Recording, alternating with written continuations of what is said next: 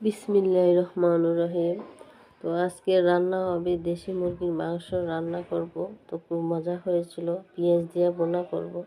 তো প্রথমে এখানে পেঁয়াজ, হলুদের গুঁড়ো, মরিচের গুঁড়ো, ধনিয়া গুঁড়ো, আদা রসুন যা মশলা ছিল একসাথে দিয়ে বাগার কষিয়ে নিলাম। তারপর মাংস এখানে দিয়ে আবার একটু কষিয়ে নিব।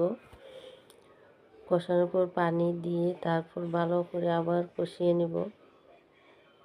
আর মুরগির মাংস শক্ত, তো এর জন্য একটু ভালো করে কষাতে হবে। তো আবার একটু নাড়াচাড়া করে কষিয়ে নিয়ে আবার একটু পানি দিয়ে দিব। তো ভালো করে কষিয়ে নিব, অনেকক্ষণ রান্না করব, কারণ দেশি মুরগির মাংস একটু শক্ত থাকে, তাই একটু পানি দিয়ে ভালো করে কষাতে হয়। তো কষিয়ে নিলাম, রান্না হয়েছে খুব সুন্দর।